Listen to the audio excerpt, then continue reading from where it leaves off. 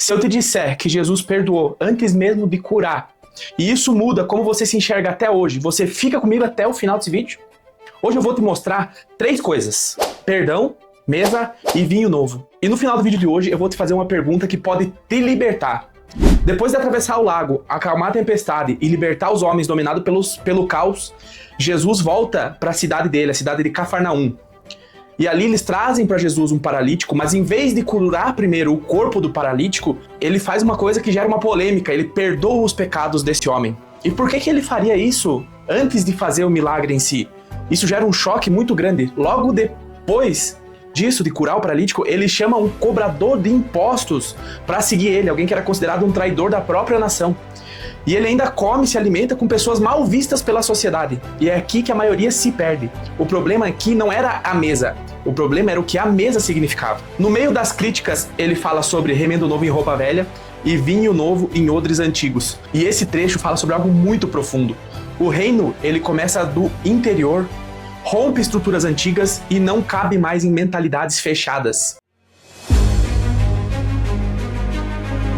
Até aqui, Mateus relatou que Jesus tinha autoridade sobre doença, sobre o caos espiritual. E a partir de agora, Jesus vai começar a mostrar sua autoridade sobre algo muito mais delicado, que é o perdão e a identidade humana. O trecho de hoje é sobre você, porque tem gente que não está doente no corpo, tem gente que está paralisado por dentro.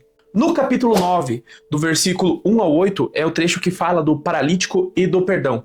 A localidade, como eu falei no começo do vídeo, era a região de Cafarnaum, hoje é norte de Israel. E o que acontece ali nesse momento? As pessoas trazem um paralítico deitado numa maca e Jesus fala para ele: tem bom ânimo, meu filho, os teus pecados estão perdoados. E por que isso gera tanto escândalo?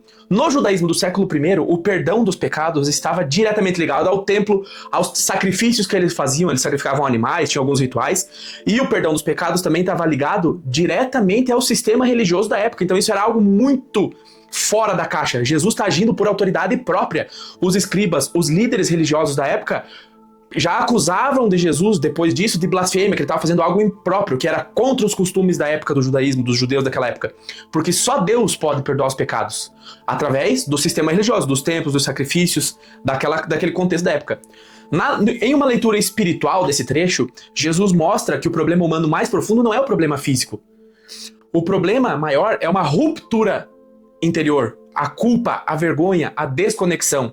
Então Jesus decide primeiro tratar o coração antes de mexer na estrutura. Antes de mexer na sua caminhada, Jesus vai mexer na sua identidade. Como as doenças elas eram associadas ao pecado, não necessariamente era uma punição automática, mas às vezes era uma consequência espiritual, social. Jesus, o que ele faz? Ele rompe essa lógica ao perdoar esse homem antes de curar, ao restaurar a dignidade antes de restaurar a mobilidade dessa pessoa. Em uma leitura simbólica, a paralisia desse homem pode representar uma culpa que trava, um medo, uma vergonha que impede você de movimentar. O perdão é o que devolve a mobilidade à alma. E se você é aquela pessoa que não acredita que Jesus curou esse paralítico, eu vou te dizer o seguinte: mesmo que alguém não veja o milagre físico de forma literal, o texto ele comunica algo psicologicamente poderoso. Porque quando alguém acredita que é perdoado, aceito e restaurado, isso pode de fato gerar uma transformação profunda e até mesmo uma transformação física. Isso acontece através de um fenômeno que se desenvolve através da nossa mente subconsciente. Isso é cientificamente comprovado, que o poder da influência, que o poder de acreditar em algo, o poder, por exemplo, de uma declaração positiva, ele tem mudança, ele traz uma mudança real nas nossas células do corpo, nas nossas relações físico-químicas, na química cerebral, e pode sim trazer resultados reais. Um exemplo para ilustrar isso são placebos. Quando a pessoa toma um medicamento que às vezes é de trigo, não é o medicamento em si, a droga em si, o fato dele acreditar que está tomando o medicamento, acaba sendo curado só pelo fato de acreditar. O que eu quero dizer é o seguinte: a culpa crônica, ela paralisa. E às vezes a aceitação liberta. Às vezes você perdoar liberta. Às vezes você ser perdoado liberta. E se você já sentiu isso na pele, comenta aqui embaixo o que você passou, o que você sentiu, o que você tá passando. Um exemplo prático para os dias de hoje é, por exemplo, assim, quantas pessoas no dia de hoje vivem paralisadas por medos do passado, por uma vergonha pública que passou, por uma culpa familiar. E o que essas pessoas mais precisam, às vezes, não é uma técnica, não é um vídeo motivacional. Às vezes o que essas pessoas precisam é uma restauração de identidade, é um caminho, uma direção. é um método para agir, para sair da inércia. E agora vem uma das partes mais inaceitáveis para os religiosos. No capítulo 9, do versículo 9 ao 13, vem a parte do chamado de Mateus. Quem era Mateus? Mateus era um cobrador de impostos, um publicano. Você que não sabe o que significa publicano, que está na Bíblia, publicano era um cobrador de impostos, que trabalhava para Roma. Os publicanos, eles eram considerados traidores, corruptos e impuros socialmente. E Jesus fala para Mateus o seguinte: segue-me. E Mateus simplesmente o segue. O reino de Deus, ele não começa com as pessoas perfeitas, com as pessoas mais qualificadas. O reino começa com o chamado. Jesus não começou com quem parecia pronto. Jesus começou com quem estava disponível. É o exemplo de Mateus, ao exemplo dos pescadores. E a pergunta que eu faço para você hoje é: você está disponível? Se Jesus te chamar hoje, você está disponível? Esse é um convite que eu faço para você no dia de hoje. Assim como ele me chamou para seguir ele, e eu estou aqui fazendo esse canal, fazendo essa série, eu faço essa pergunta para você hoje. Você está disponível para Jesus hoje?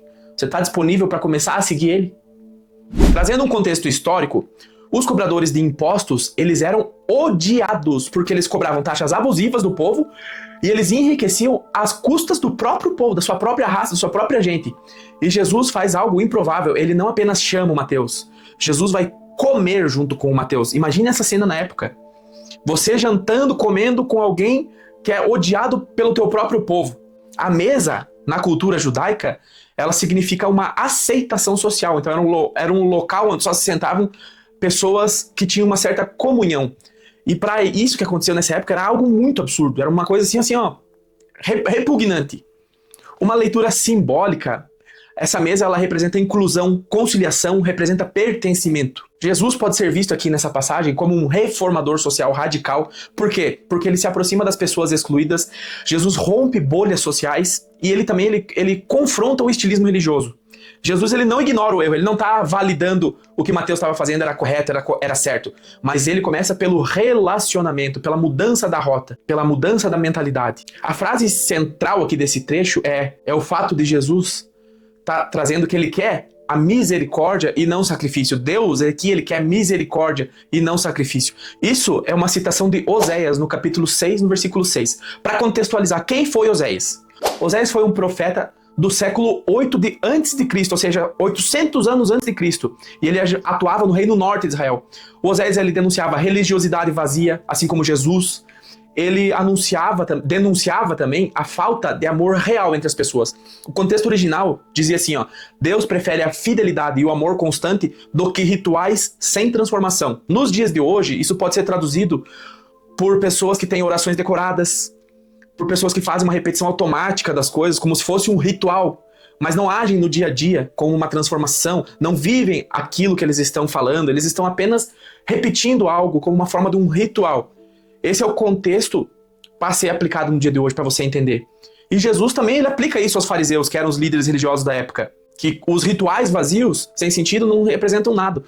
E se você conhece alguém que vive preso em culpa, em cobrança religiosa, já envia esse vídeo para essa pessoa, porque às vezes é exatamente isso que essa pessoa precisa ver, ouvir, entender. Na sequência, no capítulo 9, do versículo 14 ao 17, tem a passagem do vinho novo. O que isso quer dizer? Começa ali com os discípulos de João perguntando, né? Por que nós jejuamos e os teus discípulos não? Eles estavam questionando isso para Jesus. Por que nós temos que fazer essas coisas de jejum, esses procedimentos considerados religiosos da época, e os seus discípulos não fazem nada disso?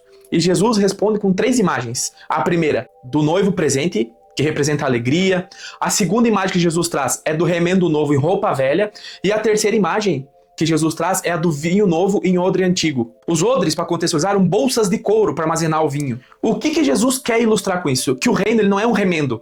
O reino é uma nova forma de viver sobre Deus, uma nova forma de agir, uma nova forma de pensar. É uma transformação que vem de dentro para fora.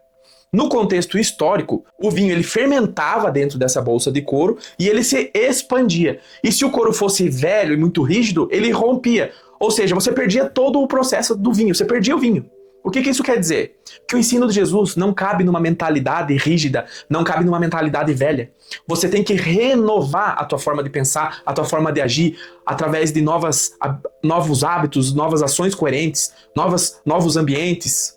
Isso pode também ser interpretado como uma metáfora social. Por exemplo, sistemas religiosos rígidos não absorvem novas ideias. No ramo empresarial também, por exemplo. Às vezes uma empresa não vai para frente porque não absorve novas ideias, novas formas de pensar. A transformação, ela exige uma estrutura flexível. Isso em qualquer setor da vida.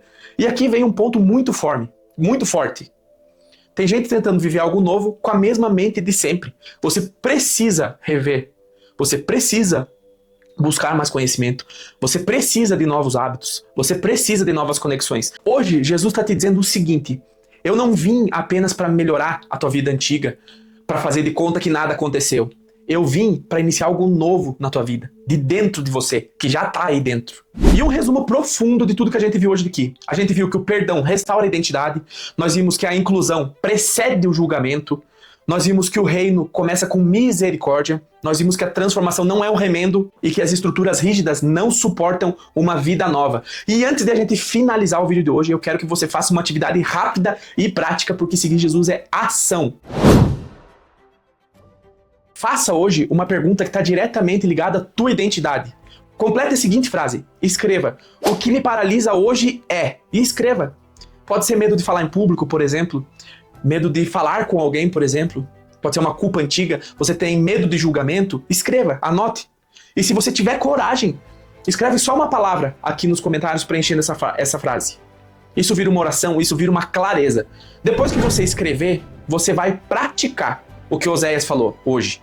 Você vai escolher a misericórdia sobre o julgamento. Por exemplo, você vai ouvir antes de criticar, você vai acolher antes de rotular. E depois você vai refletir.